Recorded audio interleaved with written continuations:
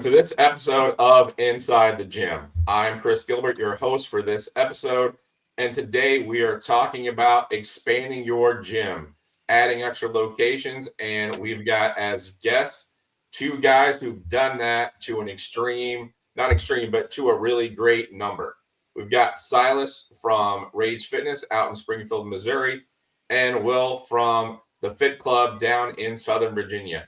Both of these gentlemen have added 3 or 4 locations to their original location, and we're going to go through a lot of the signs as to when you're ready to talk about opening a new location, how to handle that expansion, how to make sure that your original location doesn't go by the wayside and you don't lose what you built to begin with when you start adding a second, a third, and a fourth location. Because I've been to all of these guys' gyms. They've done a great job of adding locations without losing what they originally built. They've done a very good job, so they're going to tell us how they did what they did. So to start out with, Will, when you opened your first location in South Hill, how long did you have that location before you started talking and thinking about, I'm going to open up another one? So I first opened in August of 2016. I signed the purchase agreement to buy the building kind of right before the 2-year mark. It took 3-4 months for that to kind of close. So we closed in October of 18. And pretty soon after that, I mean, once I kind of recovered from the big down payment on buying the building, I at least started looking. Over the next couple of years, I'd come close to one that was closing down in Lewisburg, North Carolina. Thought it was going to work out while I was going to buy it out. And then there's a couple other ones that I had looked at for leases that just never really could get the lease right. And then during COVID was when I was really getting ready to do a second one. And that kind of delayed things another almost 8+ months. So the week that COVID really happened to me was when the NBA suspended their season. Mm-hmm. And I was supposed to sign a lease that week. I bought out a gym that had closed down and we were just moving equipment out. And that kind of, that's how I fell into selling gym equipment. But also that kind of put the hold on the second gym until we ended up signing the lease January of 21. And then the third gym so January of 21 is when I signed the lease. We opened in May of 21. And then the third gym in Danville was never planned on doing a gym in Danville at all. But people were coming from Danville when we opened South Boston, just because we were the only place that had calibrated plates around and kind of the non-basic equipment. Mm-hmm. So I started looking at Danville the month after we opened up the second one, which definitely wasn't the plan. But then they were building like a Caesar's Palace, like $1 billion+ project for a casino, which Danville was 40,000 people. To me, it's a big city, but pretty big project going on for a relatively small city. And Mm-hmm. they had a bunch of gyms, but not really any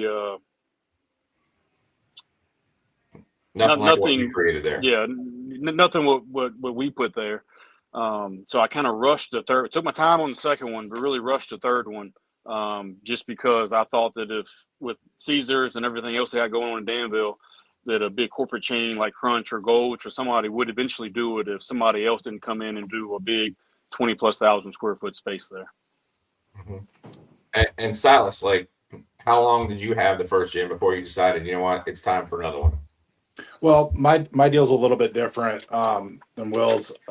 I have a partner, so we had the first one, and then after COVID, so it was probably about little less than 2 years after the first one, we went into the second one.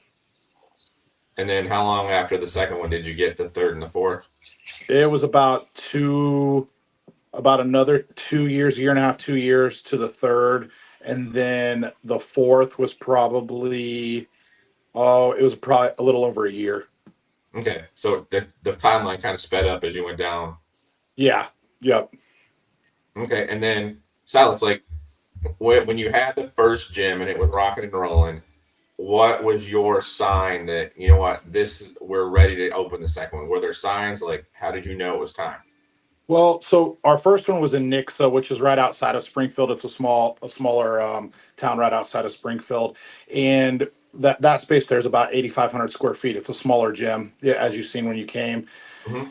And we had a ton of people driving from Springfield down to there. And then during COVID, obviously we were shut down, and we completely revamped the gym, redid everything, different equipment, the inside completely different, everything like that.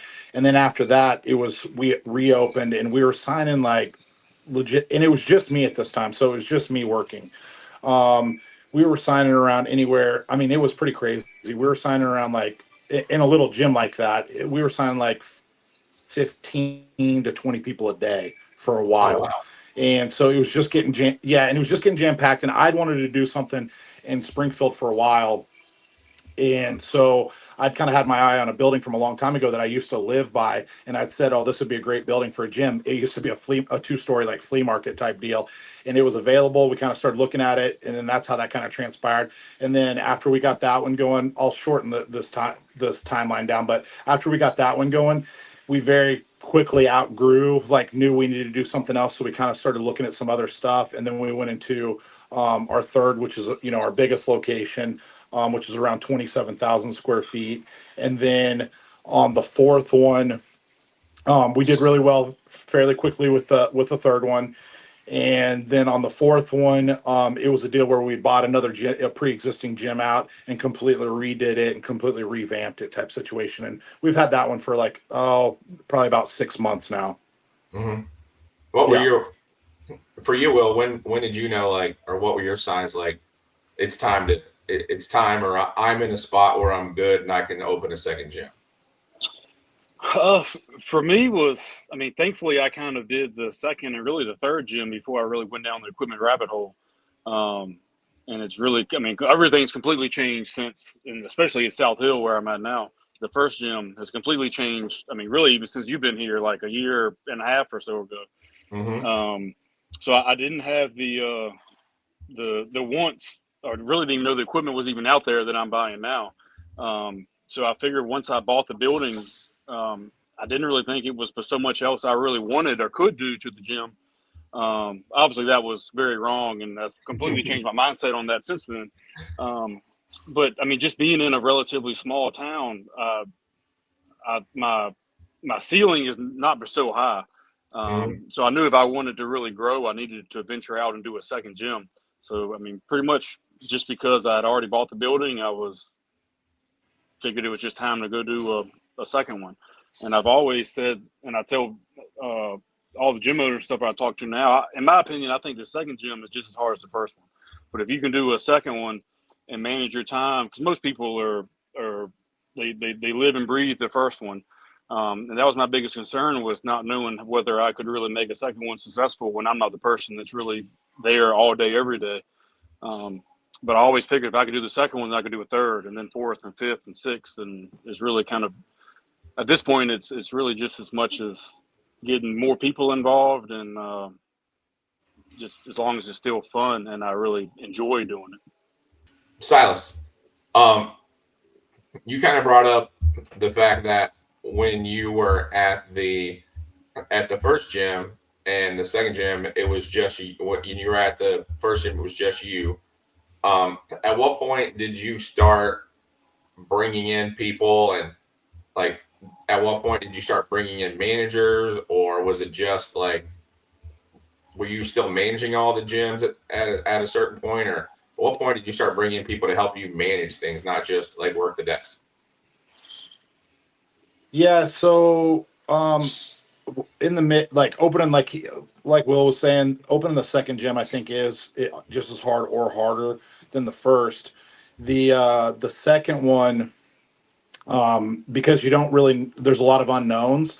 And when we were opening that one, the timing, we really jacked the timing up on that one, to be honest with you. And then the city messed with us, and a lot of things happened just because you don't know when you're doing some of this stuff, and you learn some expensive lessons and stuff like that. But I'd hired somebody to work basically to train them going into the second gym, but brought them on before we had it open. Well, we got stalled out about 6 months. So I had somebody working that really didn't need to be working at the second gym for like 6 months, or the first gym for like 6 months for the second gym. So it was just a natural progression. And then, yeah, I was managing all of them at one point. Now we have a manager at each club, and then we also have a general manager over all of that as well.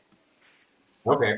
And I know you have management. Will, at what point did you decide I need some management to help me with the locations? Really, it was the third gym. So my first gym and the second one are 45 minutes apart. So I mean, not super close, but I mean, still, it wasn't really overly burdensome after the initial first couple months to run both of those, just with primarily part-time people working the front desk and me just kind of bouncing back and forth every other day and kind of overseeing it. Mhm. And one of the biggest mistakes that I think I've made was I was trying to do basically the same thing at the third gym in Danville, which was another 40 minutes past where I live. I mean, 40 minutes past the second gym. So it was an hour and a half from where I live. So I mean, that's a 3 hour round trip every day. And I didn't have a GC. I do everything pretty much. I mean, besides equipment, I splurge on equipment, but everything else, we operate relatively on a skeleton crew compared to how some gyms do, I think. So I had a good full-time person in South Boston, but Matt, you probably met him when you came by to see one Mhm. of them. But at the time, he wasn't really sure whether it was going to be like a long-term career thing. So, I mean, nothing against him, but at the time, he was more of like a glorified front desk person. Mhm. Um, and then when I was doing Danville was when we were pregnant with our second child, and that was a complicated pregnancy. And she was in the NICU for a month, and I was either going to Oh Richmond wow. every day or Danville every day. And that was kind of the turning point of me realizing that, like, hey, I got to get more people involved. And thankfully, I already had Matt, and he had kind of already started transitioning into thinking that this was going to be a career thing for him instead of just a hold me over job after he graduated from college. Um, and so the plan was for him to kind of oversee South Boston and Danville. And we ended up hiring somebody else in South Boston that was part time and became full time. So she's kind of runs South Boston. He kind of does Danville.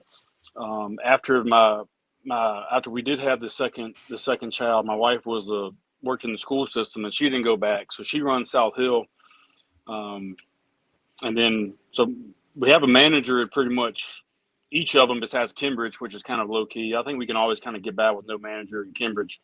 And then thankfully we already had a really good manager in American Iron.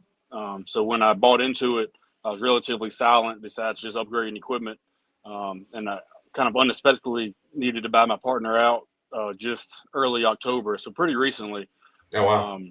Just because he's moving out of state, his primary job had a big takeover, and they're sending him out of state to a big promotion that I don't really blame him on not wanting to turn down. So it's been a busy last couple of months just because now I'm going to Newport News. I try to at least once a week, and that's a 5 hour round trip. So the other ones Wow. are relatively easier to operate and for me to kind of maintain and oversee on a day-to-day basis as opposed to the one in Newport News, just because it's kind of completely separate from the other ones. Now, you've both at this point started gyms from scratch, and you both have taken over gyms and revamped them to like your specifications or up to your level of gym. Um, Sylas, would you mind talking about a little bit of the nuances between like opening a gym from scratch versus buying out a gym and revamping it to your level? Yeah, they both have, their positives and negatives for sure. When it comes to doing that, starting from scratch, you can kind of come in and have a vision and a blank slate of kind of what you want to do and, and how that goes. And then, it's scary because even if you've got a brand built, you don't know like if you're going to be able to get the clients in the door and stuff like that. Then when you go buy one, I don't know what like Will's experience with it was or whatever, but when you go buy one, you kind of hope, and it all depends on how you buy it too. Like if you're buying the contracts, if you're buying the building, if you're buying just the equipment, like or what that looks like. But you don't know that those people are going to stay or they're going to like what, your brand. People are weird about change and stuff like that as far as that goes. So I think both of them have their challenges and their, and their advantages too. But for me, I've really enjoyed the buying out of another one, but starting from scratch for me is probably easier, honestly, than because you're coming into all the problems you have, and then you're taking on other people's problems too. So the issues they were already having for the reason why they may be leaving, or even if they're not, if that's not why they're leaving, you're taking on those problems, and then you got to overcome those as well. How was your experience, Will, with the two different scenarios? So mine was a lot different than I think Sylas's was, just because I bought into an existing gym that was doing well, but I was just good friends with my former partner, the original owner, and I went into it with the expectation of being relatively silent, besides upgrading equipment, because that's what I really enjoy, and I already had a lot of it. Like everything that we put in, like the first 2 months, was stuff that I already had. It was just bringing 4 or 5 pieces every trip that I was going up there. So it wasn't like I was buying one and trying to rebrand it and take over. I guess most gyms that are for sale are they're I wouldn't say failing, but there's a reason that a person wants to sell it, whether they're moving or Right. doing something Yeah, else or switching they may just be jobs or burnt out, even, just one out. yeah. Yeah. So plus in American Iron, I'm not rebranding it. I'm not really changing things until Rex got around to kind of doing his farewell post, which was just a couple weeks ago. Nobody really knew that I was even, besides my people that I talked to, even knew that I was even 50/50 owner on it before. And it was a month and a half that I was the only owner that we still hadn't really posted anything about it. So I purposely don't want to make any changes to that, just because it's a different style gym really than mine, because I'm just in such small areas. It probably looks more like a bodybuilding focused gym, but I still want to and try to appeal to everybody, just because like my gym in South Hill right now, which is my first one and my best one overall, there's only one other gym within 30 minutes in South Hill. There's no Planet Fitness. There's no YMCA. There is nothing besides us. So every situation is very different, I think. But so with the 5 that I have now, and already doing the 6th one in Clarksville, which will have the gym equipment warehouse as part of it, my plan is to slow down unless I find an opportunity like with Sylas, which seems like Sylas did, where it was a gym that was closing down that I can just buy. I can buy out, take over, renovate, swap everything out, and then kind of rebrand. But most of the guts will already be there: the locker rooms, the showers. A lot of cosmetic stuff and replacing stuff and making it look nicer, and then bringing in my equipment in. But at least that's the plan now, is to wait to hopefully find something like that. And if nothing does, then it's just been a busy last couple months, especially, and a busy last couple years. And I think I'm kind of content on riding it out, unless a good opportunity like that presents itself, which would really take a gym closing down that I can get for a relatively good price, and kind of gives me the urge to do another one. But for now, I'm kind of just waiting for that to come. And if it does, it does. If it doesn't, it doesn't. But well, you certainly don't have any shortage of things to handle right now. So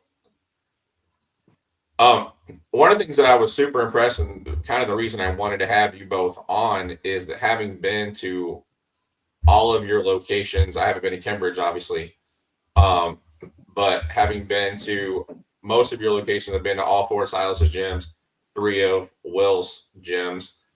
I was super impressed with the fact that you guys have all of these gyms, and you're both still incredibly present at all the locations.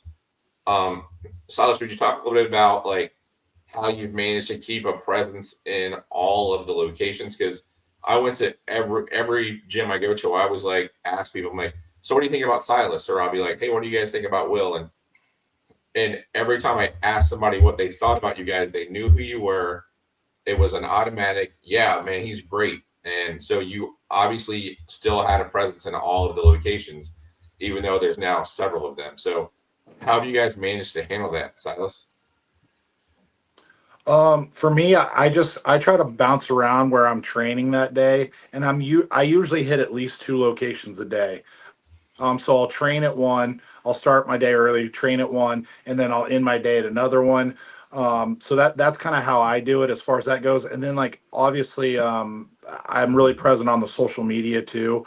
So, I try to keep in contact with everybody that way as well. So I try to have a couple different ways where people feel like they can, reach out to me and make it really easy for them to do that. Well,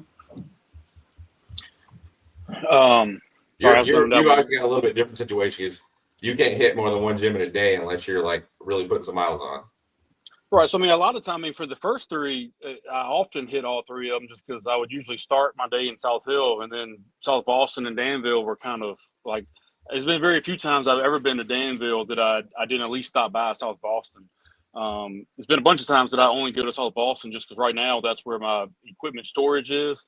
So I'm meeting people there a whole lot more. So, and then, I mean, Cambridge is real close by to South Hill. That's only 20 minutes. So, that's not bad. Really, the biggest kink in my kind of plans have been the last couple of months when I started going 2.5 hours east to Newport News when everything else was kind of more together. But I mean, honestly, it's been a learning curve. When I thought about Sylas, talking about social media, that's one mistake that I definitely made that I probably should. It only gets worse. But I wish I just would have done one Instagram account. So. South Hill, South Boston, and Danville all have separate pages.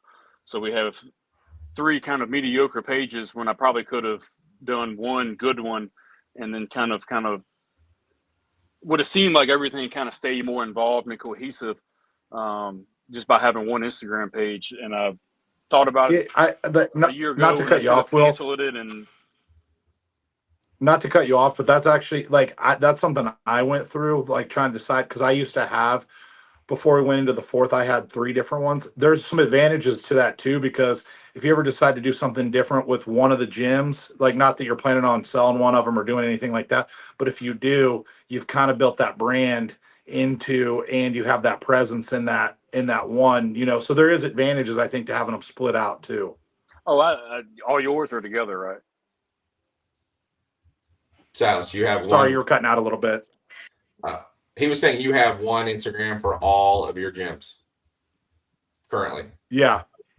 That's what I thought. Yeah. Sorry. You guys are cut. Yeah. Yeah, so I can see the pros and cons in both of it, but I'm just not very much of a social media person to begin with. And at this point, I think we need to actually get. I mean, one of the more cons of being in a small area is not like we just have a bunch of social media manager style people that live locally. I've talked to a few people recently, and they're all they would have to travel and do stuff for a day, and then kind of send stuff, which we're probably going to end up doing. I just think it would have been easier to have one, but I can kind of see. I mean, I can see the benefit of both. But I just would rather have one good one. Like all the ones that the other gym owners that I know that I talk to fairly frequently that have multiple ones, like they all just have one Instagram account, and all of them look. I mean, I think I could just do a lot better job on social media if I just had one to try to focus on, as opposed to trying to have 5 different ones right now. Yeah. Social media is a huge. So I need to. Newport News has made me want to focus on it more, just because that's a big area, and Danville is like 8 gyms there. But South Boston and South Hill and like Cambridge is literally the only gym in Cambridge. So social media is it's not really going to help the business aspect of things. But I think it's good for just for members to know what's going on and see the changes and whatnot. But like in Newport News and Danville, I think it would benefit me to pay somebody to do a better job at it, because it would actually help the business. Where the other ones is more so just to impress the gym owners that I deal with and the equipment gurus that I talk to show them all the stuff that I bought recently, more so than it will actually do to like increase memberships or anything like that. So at least that's how I've talked myself out of why I've put it off for so long. But at this point, it's one of those things that I like to just have off my plate and just know that it's being operated and run better than what we've been doing it on our own, basically. Yeah, that kind of actually brings me to like what my next question was is we've talked a little bit about some of the challenges with having multiple locations. Are there some definite advantages that you guys have found in having like multiple locations? Like, does it give you increased buying power? Is it easier to like to do merch? Is it easier to buy equipment? Do you move equipment around? Like, Silas, you want to take that one first? Yeah, I mean, I think all of the above. It definitely, it gives you the chance, like with the merch question, it definitely gives you the opportunity to spread that out, do some bigger orders, and if something's not selling one place and it sells really well somewhere else, you can move it from there and sell it. And then when it comes to equipment, if you're introducing some new pieces to one place, you can rotate some stuff to another place, and maybe fill some holes where you're not as good at that other location, but it's still really great equipment and it's new to that location and people still get excited about it. And you can also pull it, refurb it, make it, brand new again before you put it in that location. So I think all of the above, honestly, is it really, there's a lot of advantages to it like that, where I'm sure Will's the same way, but like, where I struggle is when you are buying pieces, where to put it, like, because you want all of them to have certain things and X, Y, and Z, and you want to over equip all of them, and it's really hard just to kind of restrain yourself from not going too crazy. Yeah. Well, what have you found that there's some definite advantages to having multiple locations? Oh yeah, I mean, part of my problem is I do go too crazy on equipment all the time, and I just buy stuff without Hmm. really a need for it, which has really Yep. helped the growth of the gyms. But to get back to the original question is, I mean, I think, I mean, just the economies of scale. I mean, the bigger of our operation, the majority of things get easier. Not just from the buying power standpoint, but definitely being able to buy, I mean, in bulk for supplements if you sell supplements or apparel, not even including equipment, it definitely helps, but also just the efficiency of operations. Because I mean, I didn't know anything about running a gym until I started running one. So I always tell people I'm not naive enough to think that my way is the right way. It's just the way that it's worked, but it's just the way that I started doing things. So getting more front desk staff involved, actually having managers involved in different places. I think that we operate a lot more efficiently now at year 8 of the first gym, just because we've learned, we've had trial and error at a bunch of different places and dealing with different groups of people or at different demographics of different areas. I mean, is besides time and money, I think everything gets easier with having multiple locations. Like I just finished my workout right before we got on this. So like the smoothie cup, for example, I do a drink fit for my smoothies. 3 of them have smoothie bars. And it's the same price of to use their little drink fit cups was the same price as getting my logo on it, but I had to buy 10,000 of each size to order to get my logo on it. So I would have done. I had 3 sizes: a small, medium, large. I never would have bought 30,000 cups just to be able to get my logo on it for free.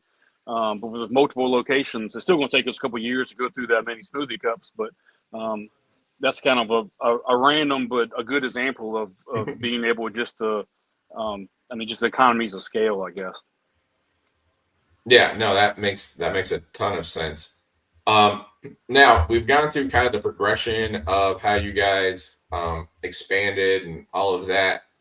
If you could like look back in time and talk to yourself back when you still had just one gym, are there things that you would tell that person to go, you need to know this or this before you start expanding?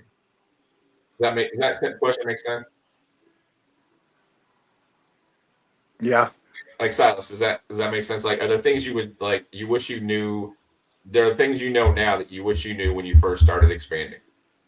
I guess that's what I'm trying to. Um, I mean, yeah, yes and no. Like that's a really hard to answer. A really hard thing for me to answer, honestly, because I feel like unless you're buying into a franchise or something like that, you're really making your systems as it evolves. Like for us, we're constantly evolving, and like the best thing is just, and some of the stuff the Will touched on is just building your team. Like, so I have a really great team. Like the people around me, I'm the one sitting here on this podcast, But in reality, my GM and my managers and my partner, dude, here's the deal: that just having a great team and relying on that team more and their strengths more, and then being good in the things that you're good at is really huge. Like, so I wish I wouldn't have tried to do so much and stress myself out so much, but you kind of just learn that with time.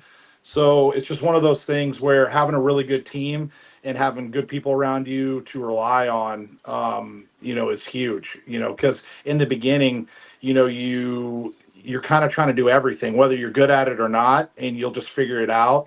And obviously that's just part of it. And you kind of got to do that, but there's definitely at points where probably could have delegated some stuff out and I didn't, and I probably should have. So that would probably be one thing, is just relying more on the people around you and having good people.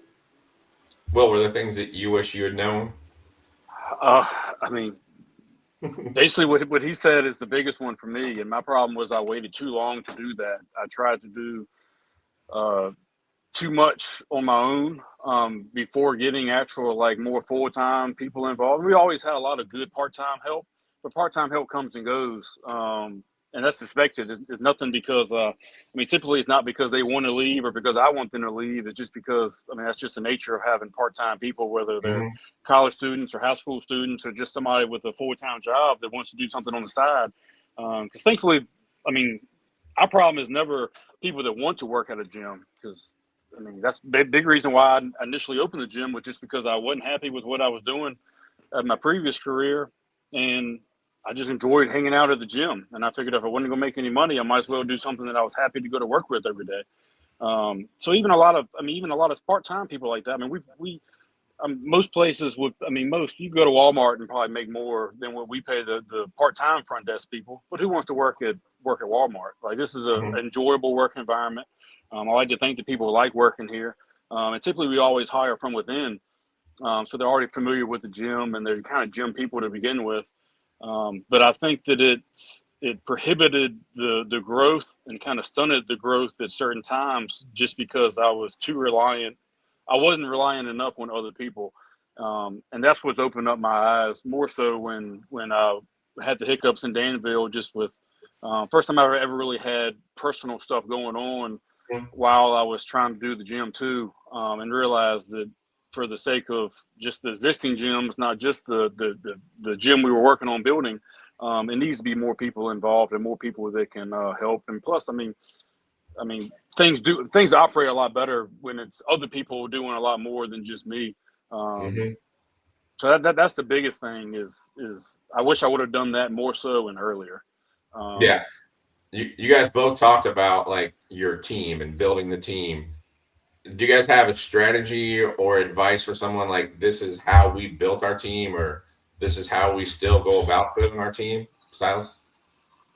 Yeah, so I really just want people around me that I want to have around me. Like, if I don't enjoy the people that are around me, then it's not going to be a long lasting relationship. And so you got to find people that you enjoy being around, and then you got to find people that are skilled at what they do, or at least you can build them into what they need to do. And that can be challenging within itself. But one thing I really like to do, that we do, is we pull all of our managers from every club together once a week, together, and we, for a meeting literally every week with our GM and then all the managers, and and me and Brandon are there as well. So we, and then we can kind of all brainstorm and go over kind of what's going on at each location, and kind of let them even kind of play off of each other and figure out stuff amongst each other, and only really step in if it needs to be stepped in. So kind of letting the culture build within them as well. So it's not one of these deals where you're standing over them all the time, trying to manage them and stuff like that. They know what our standard is because we're present all the time. So we're in the gyms all the time. They know what our standard is.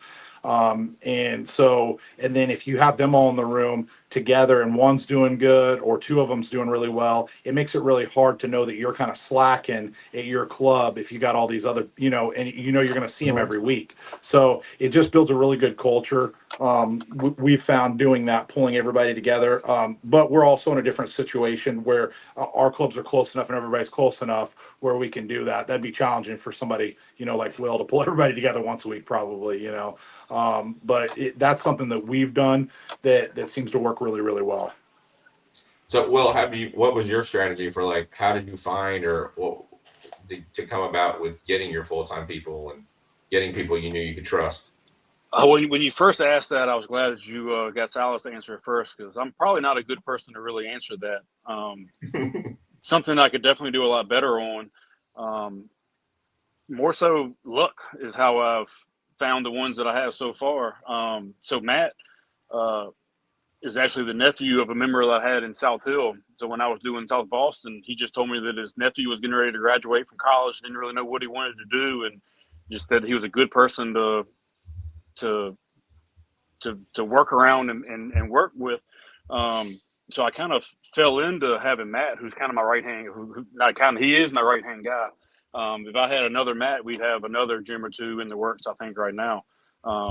So I kind of got lucky to find him. And then my wife is the one who runs South Hill now, so she's kind of stuck. She didn't really have any option to go anywhere else. And then Melissa, I mean, she used to be a police officer in Harrisonburg, and she just moved to South Boston because of her boyfriend, now fiance. So I didn't really do anything to find the ones that we had. It just kind of worked out. And then thankfully our manager, and that was a big part of my discussions on buying out my partner in Newport News was Kenny staying with us, because we have like 4 part-time people in Newport News, and then Kenny, and that's the big reason why I'm going up there once a week now is just to be involved and to get involved. So hopefully if something happens, I can handle things come March, April, when I'm doing the renovations at the Clarksville location, and it's going to be hard to get down there once a week just to do it. So now most of the time now I'm just going down there just to do it, just to be involved. This is me going off on these tangents I'm talking about. I kind of got away from the original question, but the original question is I don't really know. It's something I could definitely do a lot better on. Matt's and I plan together is for eventually him to kind of become a GM, and kind of help oversee all the gyms as opposed to just kind of Danville right now, and then helping me with equipment moving and installations and everything on the side. But to do that, we need to find another manager in Danville to kind of take over his role. But that's our plan is for him to kind of focus on the Clarksville warehouse with me, and then help oversee the other managers. So because right now I'm kind of the only person that's involved with the different gyms. I mean, each manager kind of controls their gym, and we have a text group that they bounce back and forth. But like Sal said, I mean, just the distance between each other, it kind of prohibits like the team building stuff that I would really love to be able to do. I know some other gym owners that have more than one, and they do things like that, and it's got to be great for the culture.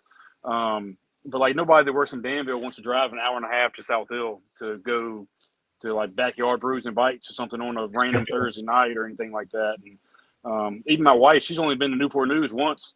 She's only been to Danville probably 4 or 5 times. So I mean, if my wife can't even get to all these different places conveniently, I can't really expect like staff to really want to do that. If they did it, I think it would be more of a burden on them. And so I mean, each situation is different. I would love to have some that are kind of closer together to kind of be able to do that more, but that's just not how mine are set up right now. Okay. Yeah.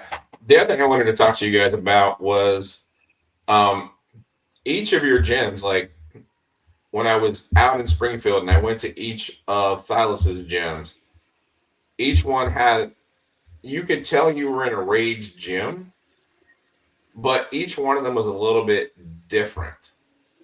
And Will, when I went to your gyms, each one was a little bit different, but I want to get back down there because I noticed since you've had Jesse in, it seems like you've changed that mode and you're trying to make them all seem to have a little bit more of a very symbiotic like atmosphere or something. So if you wouldn't mind first, Silas, talking about like the thought process for each one of them being a little bit different. And then Will, if you wouldn't mind talking about like your decision to kind of make them seem like a little more of the same place, if that makes sense. So yeah, so well, even like our Nixa location, we've completely redone it since you were here, and then the location we just acquired when you were here, I mean, it's done now, and it's just completely different than when you were here. But with that is more of just I really like when it comes to this stuff, I can really envision it as soon as I walk in. So, and you can't do everything in one building, obviously. So for me, I just want to have a different feel. Like, and we're close enough. So for me, I want to have different equipment in every club because if you're a member of Rage right now, all of them are close enough. If you're a gym rat, you're gonna go to all of them. Like you're gonna make the drive, whether it just be once a week. I'm gonna bounce over here for legs or whatever it may be. So I wanted them to all have a different feel, but also still feel like Rage. So if you're a gym rat, you don't get burnt out. You can bounce around and you feel, you get a different feel in every gym. It's a different environment, but it still has that Rage feel. So, and that's what I like too, because I don't want to get burnt out. I don't want to walk into the same thing. If this building over here looks the exact same as the other one, I'm at them all the time and I'm working out at them all the time.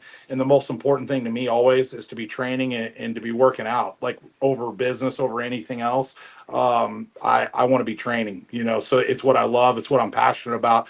So if I don't walk in a building and it makes me want to train, then that's a problem. So for me, I want it to feel that way when I walk in. And if every one of them, for me anyways, if I'm walking in, they all feel the same, I'm not going to be motivated by a shock of a different environment and a different, a little bit different culture in each one I walk in. So that was kind of the goal for me, is just to have like something different. If you're in this area, you could, 4 days a week, you could hit a different gym and get a different feel, different equipment and all that. So, Well, that makes a lot of sense. yeah. So am I correct in my thought process, Will, that your gyms are becoming a little more of the same sort of atmosphere and feel since Jesse's been in there? Yeah, definitely. I mean, partly just because I've gotten so big on equipment the last couple of years. They all kind of have much more of a bodybuilding style feel to them, just because that's kind of what most people think of when they see the type of equipment that's in there. But especially the first, second, and fourth one, they're in really small areas. So I still try to appeal. Like a lot of what I do is really at a detriment to like South Hill. I have over a dozen prime pieces in here now that we've all put in the last couple months. And I've gotten more questions of why I put this in here, just because it's really confusing to, I mean, even for me, I've seen Prime, I've always wanted it, but I've never really been to a gym that had a lot of it or used it a lot. So, I mean, it's still a lot of adjustments for me to get used to, the different strength curves and how I really want to utilize it. So I can definitely see how it's like that for an older person that just wants to come in and do a circuit and hit 3 sets of 10 on 15 different pin loading machines. If somebody doesn't always put it back on the mid-range option for the prime selectorized machines, and it feels completely different to them. Yeah. But for me, initially, it's primarily just each of the new gyms until the fourth one has always been in a much bigger area. So I was trying to get more of that style. Even before I really understood equipment like I like to think that I do now, I was trying to appeal for a more of a aggressive style person, more of an experienced style person, just because like Danville, like we don't get any of the Planet Fitness crowd or the crowd that just wants to go to the YMCA because they have those options there. Where in South Hill, we get those people too, just because, there's only one other option in South Hill. So Danville definitely has a lot more of Danville is a lot more like American Iron than the other ones. Probably just because it's all blacked out floors, walls, and ceilings. South Boston just has a different feel to me, primarily just because it's in a shopping center and has like drop tile ceilings, which I'm not a fan of. Aesthetically wise, that's my least favorite. But equipment wise, it's probably my favorite just because it's the biggest and it has so many options and so much variety for different things. But really, I don't really know. I just try to make the space the best that I can, depending on that space and based on kind of the core demographic that I expect to kind of join. And even then, it evolves over time with people having members that weren't who I expected, or more of a different certain type of member that, I kind of just do whatever the members want. But one thing about Jesse, I couldn't recommend, for one, Jesse enough, but also just a muralist or artwork guy to begin with. Like South Hill, I've been to this gym thousands and thousands of times, and I thought equipment was what I needed to do to really change things and update things and get that new feel to it. But I get far more compliments or statements on the artwork that was done than any couple pieces that I put in. Like I use like a particular piece of equipment, for example. Half the people might not even use it, but everybody that comes in notices the artwork that's on the walls and just a different kind of upbeat atmosphere. It really does make you want to work out. And that's one thing that I regretted, that I waited till a couple months ago to do. And I should have been doing that a long time ago and would have got a lot more return on my investment than swapping out a Panada Power Row for a Prime Extreme Row that nobody really wanted. I think people like the Prime one better, but like nobody was really asking for it or anything like that. So I'm big on the artwork now.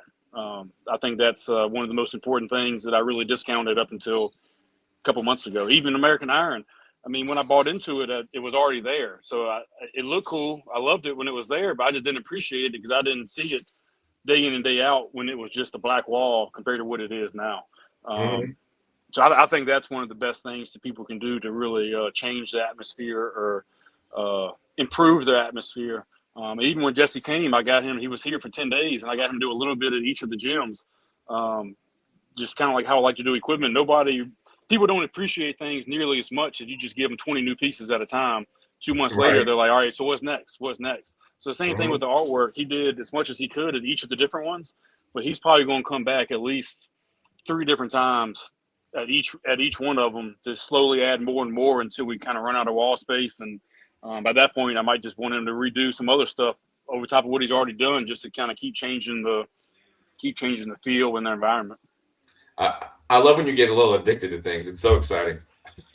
Oh yeah, that's I'm lucky that the equipment is basically my only hobby. So my work and my hobbies kind of go hand in hand, which is really why I'm hoping that with the equipment warehouse that will be behind Clarksville, I will slow down on wanting to do another gym, just because I can always scratch that itch on just buying more equipment.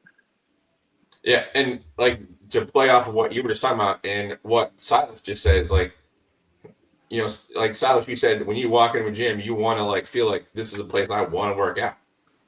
And I'm always telling gym owners, like, your equipment, you gotta get someone in the gym, but your atmosphere is going to keep them there. So, like, by the time this airs, the episode of Inside the Gym with Jesse and Morgan will have aired. Because as we're filming this, it's airing 2 days from now. So that's going to be a super cool episode. They were great. I can't recommend those two enough. And like, obviously, when I was out in Missouri at Sylas' gyms, each one of his gyms had some cool murals. Each gym had a little bit of a different style of mural. So, and you walk in there and you're like, yep, shit's going to get real. And it was a really cool vibe at each place. Each one was a little bit different, but each one was really cool. So, but I like what you were saying about like adding a little bit at a time. I think some people want to just throw it all in there, and I don't know that that's the best thing for the long haul. You know. Well, one question for Sylas, if you don't mind, Chris. No, go ahead. You say kind of all of yours kind of have different feels or different environments, but they're kind of close together. Can you kind of explain what you mean kind of by that? Because I would have assumed just by looking at the pictures and stuff that I did before this, whether they were kind of more similar, I guess, than what it seems like you think they are now. Yeah. Can I take this one just from an outsider standpoint? Sorry, go ahead. Can I take this one just from an outsider Yeah, standpoint? go ahead. And you can add your 3 cents? Yeah, go ahead. Since I was just there this summer, here was my take when I went into each one of them. Nixa is a medium-sized, like, bodybuilding gym. You walk in, it feels like a bodybuilding gym. It's got kind of that hardcore vibe. It's a little gritty. In no way is it dirty, but it's got that like gritty, like bodybuilding gym vibe. Does that make sense? Mm-hmm. The 2-story location, that's Campbell, right? Campbell's 2-story. All of the cardio is on 1 floor with a lot of selectorized. And then the other level is all like the arsenal equipment. So it feels more like a fitness center, just because it's more of like a hardcore fitness center, but it feels a little bit more like a fitness center and a little bit more inviting to like somebody who's new to the gym, just because there is more cardio, and it may not even be more cardio than the other gyms. It just feels like there's more cardio because it's isolated. And it just gives you a little bit more of like, okay, I can handle this gym, because if I'm new to the gym, I don't need to go to the other part. I can stay in this area until I'm comfortable enough to go to the other part. Yeah. And then you go to Kingsley, and Kingsley's like just the mecca of gyms in the Springfield or that part of Missouri, probably, if not all of Missouri.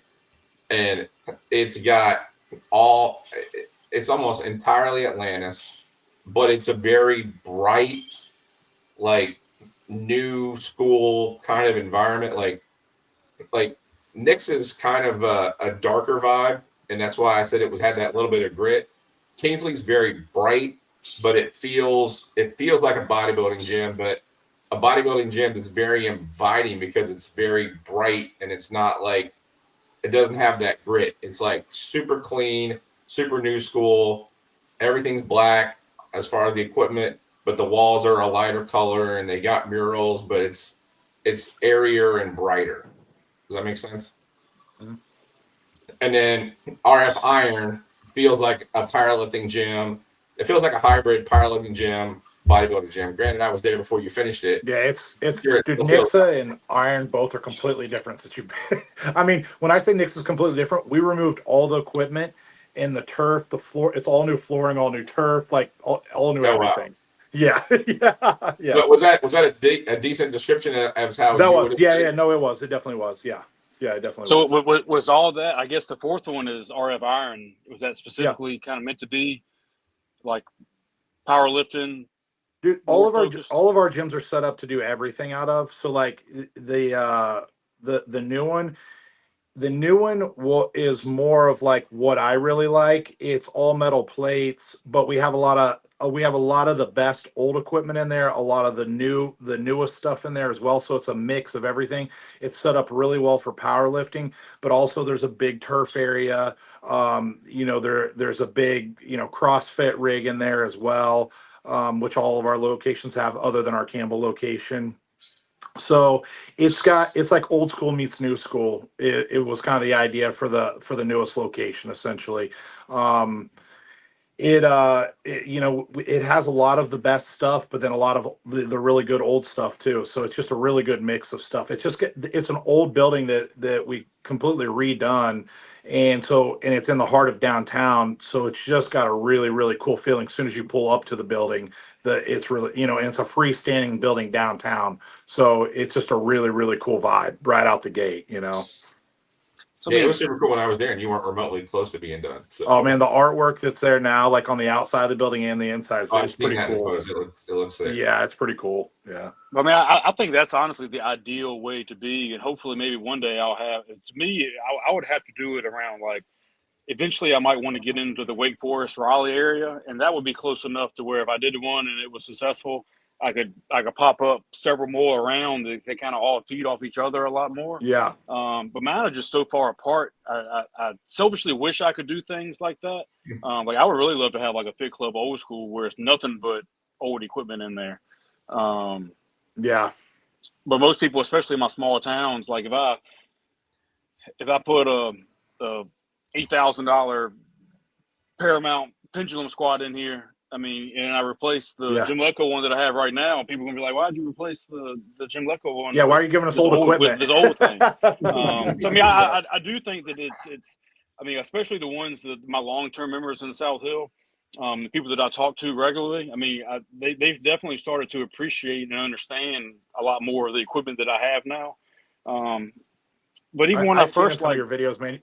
Yeah, you do have great equipment. I looked at some of your pages and stuff like that. Like you're right along the lines of the same stuff that we do. Like I mean, you're definitely an equipment head, so you got great Yeah, I mean, stuff. a lot of people have never heard of Jim Lecco or Panada or, I Yeah. mean, and I feel like I want to knock that just because that's such a big part of my life now. But I mean, if I'd heard of it before, I didn't really understand and appreciate it like I did now. Yeah. Up until, I mean, really 2022-ish. So I mean, I had the gym for, was that 6 years before I really went down the equipment rabbit hole.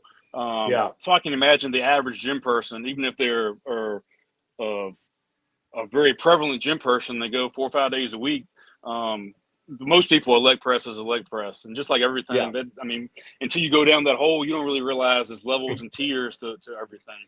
Oh yeah, and then you get into and then you can even get into like when you talk about old school. Like my favorite hack squat is the Generation 1 Body Master hack squat, but that one's very different than the Gen 2 and the Gen 3 Body Master hack squat. So when you really get into equipment, you start getting into like the generations of equipment, not just like this is the Body Master hack squat. Well, this is the first Body Master hack squat, and it's a rabbit hole that you can go down and keep going. So a good and bad thing of me not going down the rabbit hole until more so recently was I don't have the nostalgia factor as a lot of people do. I think like I know Sylas has the Watson animal adjustable hack squat. I have one of those too. I can't imagine any of those old style hack squats being better than like that Watson one, just because it's so versatile. I mean, you can adjust from 30 to 70 degrees. I'll be honest with you though. Like I have that one at my downtown club, and I have 4 hack squats in there. Four hack squats just in that club. And I have that Watson one. I have the Arsenal one. And then I have the old school Cybex one, and I hop on the Cybex one almost every time. So, dude, all that stuff's just such preference. You know what I mean? It's just such preference-based stuff. Yeah, I mean, for most things, I think reasonable minds can. I mean, it's 5 different goats of chest presses. But certain things like I have a Predator hack squat coming that I ordered like almost 2 years ago now. It's finally supposed to be here before Christmas. But to me, I'm hoping so. I have an Atlantis hack squat pro, and I think that's probably the single best one there is now, just because of the versatility. And I don't have room for multiple different hack squats. That's a great one. I have that one as well. That one's awesome. So that I'm hoping the Predator is pretty much a combination of the Watson one and the Atlantis one. And that's going to be the best of both worlds. But a lot of people are really more prone on the older school equipment, which I definitely understand and appreciate, but I'm not nearly as it's hard for me to beat some of this new stuff with so many adjustments. I'm not hung up on it like that. I'm not hung up on it like that. Like, I don't get hung up on like, oh, this is old school, whatever. Like, whatever's the best piece is the best piece. I don't get hung up on the nostalgia of stuff. A lot of this new stuff's great. The thing, let me ask you this, Will, if you don't mind me asking a question, Chris. How do you feel about these? Because I see your stuff and you're putting awesome equipment in your gyms, and you're buying name brand stuff, and you're putting quality stuff in because you're building a quality product. How do you feel about these gyms that are doing this knockoff stuff that's the same movements essentially, but it's just like a white label company of equipment? Personally, it drives me crazy. I think so. I mean, that's something I want to get into when I have that warehouse, not for equipment, because I'm telling you, people that already know me from the equipment side of things, I'm a horrible equipment salesman. I think I'm a decent gym owner, but I'm a horrible equipment salesman, because I tell people why. I mean, if I had most of the things I sell, which is because I had it and replaced it, don't have room for it, or I tell people exactly why I don't like it or why I didn't think it works. So, I mean, I would like to try to go the Alibaba route for like dumbbell racks, kettlebell racks. I mean, some of that basic storage things. But most of the equipment that I think you're talking about now, I mean, I guess the higher end knockoffs that I would say are like Max Pump and New Tech. I've heard a lot of people rave about New Tech. I've never seen any in person or used any myself, but I've talked to a lot of people that are probably more knowledgeable than me, and they rave about New Tech for better or worse. They do. But Max Pump, I'm not very happy with most of their pin loaded machines. I wouldn't even really want them. I mean, everything's got a price. So, I mean, it's certain things that I might not want because is the new price. But if I had a deal I can't turn down, it's not. I wouldn't say that some of them are bad. Well, some of them I would say are just bad. The biomechanics are off. They don't feel right. They just look cheap. They feel cheap. I think they're going to break a lot more. So Max Pump, it's probably one of those companies. You kind of talk about Max Pump and NewTek and those. So Max Pump, I like most of their plate loaded stuff. I really like some of it. Some of it is just okay, but good enough. But I hadn't seen hardly any of their pin loaded stuff that I would really want or I would recommend somebody paying a new price for. So I would think I think it's kind of relative. It's quality knockoffs and cheap knockoffs, and I'm all for gym owners kind of doing the best that they can. But like out of my 5 gyms, I have only 2 non-name brand pieces, and one is a Rogers Power Squat that I already got 2 on order that I'm going to replace anyway. Actually, that's it. I've had some other ones over the years that I actually had before I had a lot more pendulums. I had a Federal Fitness pendulum squat, and I actually like that more than my Atlantis pendulum squat. Not the Atlantis Pendulum Pro. That's the top tier in my opinion right now. But I like the Federal Fitness one, which is more of a clone of the Paramount than the regular Atlantis. And I probably paid $1,200, probably less than that, for the Federal one. And the Atlantis one is over $5,000 new, and it's just it's great because it's Atlantis. It looks good, but I like the feel. And most of my members that have used that one and the other one, and the Jim Lecco one, they prefer the Jim Lecco one, then the Federal one, then the Atlantis one. So even some of the top tier ones, I don't think are good as some of the knockoffs. But that's kind of an extreme example that is very uncommon, I think. But more so just because I don't have a lot of it, just because my members don't know as much of a difference. Really, is more so just because the 20 plus people that I talk to in the gym equipment world, gym owners, that I don't feel good about promoting that I have a knockoff piece. So it's almost just more of like a ego thing, so they don't look down upon my gym a little bit than it is for members. Most members, they wouldn't tell that much of a difference. But also the resale value. I've become a lot more of a buy once, cry once person, because a lot of the higher end stuff that I've got, even if I've used it for a year, I could sell it for what I got in it, because things just keep going up and up and up. And if you buy cheap shit, then you're going to sell it for less than what you got. And you might even sell it just because you broke it, or it costs too much to maintain it, and then you're really going to get pennies on the dollar. So it took me growing enough to have a budget to be able to, but now I pretty much only buy stuff that I would want to keep long term, which is not a lot of the stuff that I think you originally asked about. Yeah. Did you have an opinion about that? Me? Kind of stuff, Silas, or you were just curious about what Will's opinion was? I personally, I would rather go without certain pieces than to put knockoff stuff in my gyms. That's how I am. Because if somebody's building a brand, like I'm building a brand, so if I'm trying to build a certain type of brand, and I want my business to be a certain type of way, then I can't get off of somebody that's trying to rip off other company. That means I'm a rip off. That's how I feel about it. But I'm not saying that that's how every gym is that does that, because everybody is working within a budget and stuff like that. But I would rather go without until I can get that piece, or I search down a good used name brand piece. But that's just how I am, because I hate when people rip off other people's stuff. I hate it. So I definitely see your standpoint on that, and I probably agree with you for the most part. But like, for example, like here, the only 2 Max Pump pieces I have in this gym are they call it a incline. Basically it's a gluteator knockoff, and then a swing squat knockoff. Pieces are great. Some of them are great, honestly. And those I think are really good. I really love their swing squat.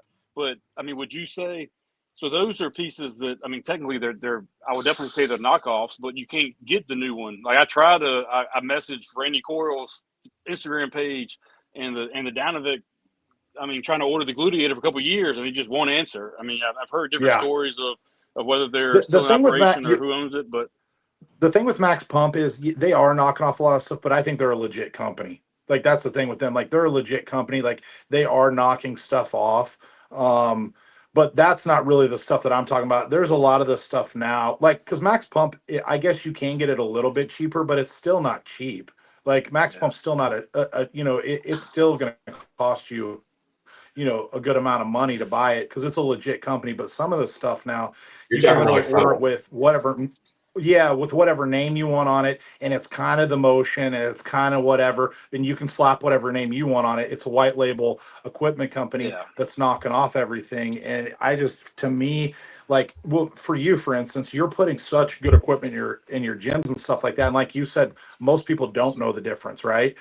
And so if you run into another gym comes into your town and they fill their gym up and it all looks good, it all is all color matched, and it's some white label thing, and you've spent all this time and money because you're really into equipment now, gathering equipment, and they just have a bunch of knockoff equipment. That stuff drives me crazy because I see it happen to other gyms, and it drives me nuts. I've got a couple buddies that have been dealing with that, and it just kind of drives me nuts. But it also, I mean, that's just part of it too, you know what I mean? It's just part of it. Well, Well, there's a gym. you can definitely tell too. I mean, the people that have been to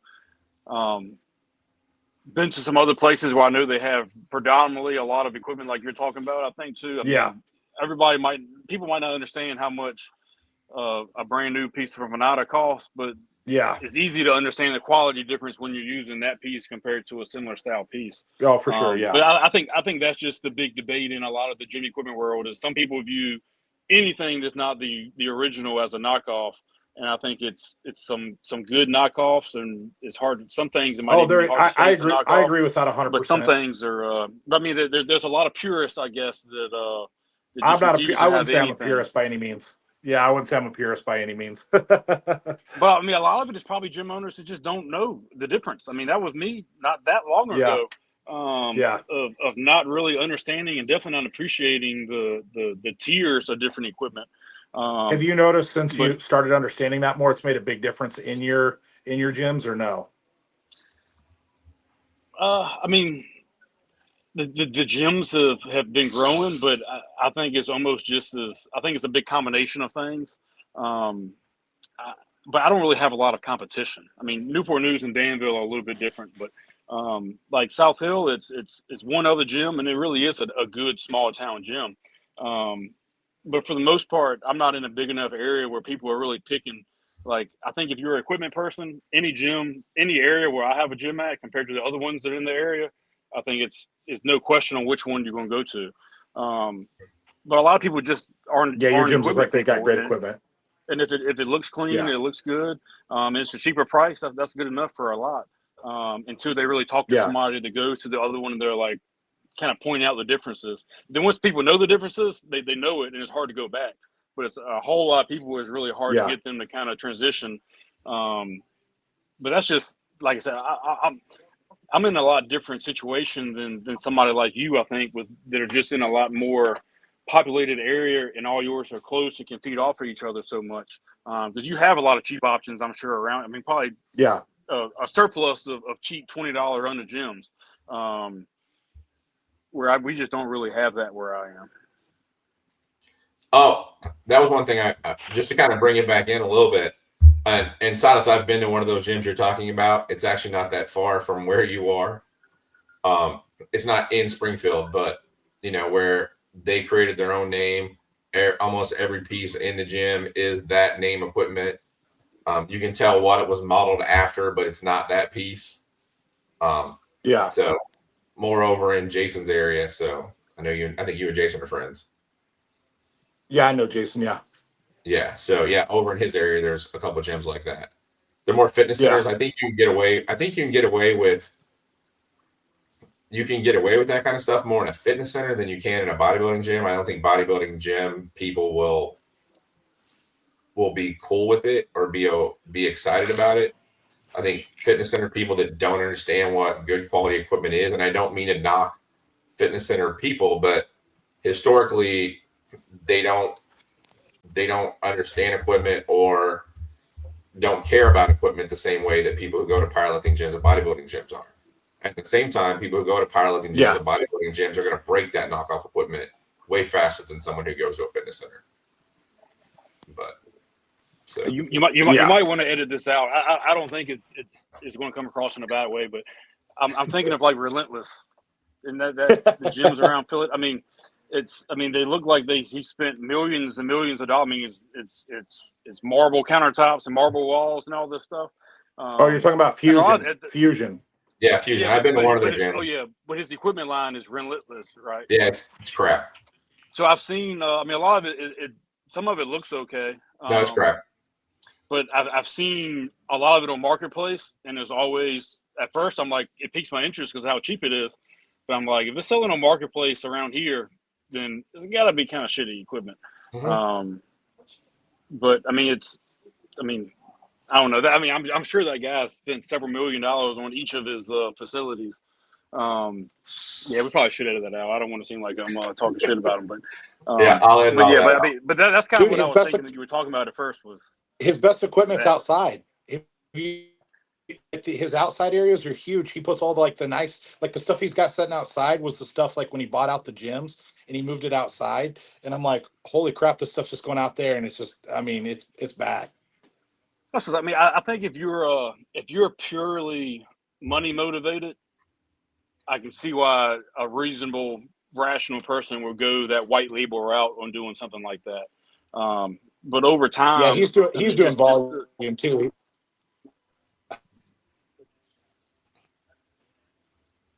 Did I lose you guys? I have you. I think we lost Sylas. All right. Sorry, can you guys hear me? Yeah, now. Yeah, I'm gonna bring it back in. Oh yeah, all right. So bring it back. All right, rein it back in. Rein it back in. All right, we're gonna bring it back in. All right, I appreciate you guys coming on. I think this was really great information. Anybody who like wants to follow Sylas, it's Rage Fitness in Springfield, Missouri. Will's at Fit Club down in Southern Virginia. You can find them both on Instagram. You can find both of their websites. They're running great gyms. Definitely, you should go check them out if you want to learn more about how to take one gym and make it into 4 and do a badass job. So thank you guys for coming on. Is there anything else you guys wanted to say before we close up? All I want to say is, Will, I really like what you're doing. Keep doing it, man, because I think you're doing great gyms. Hey, I appreciate it. Yeah. So, yeah, thank you guys both.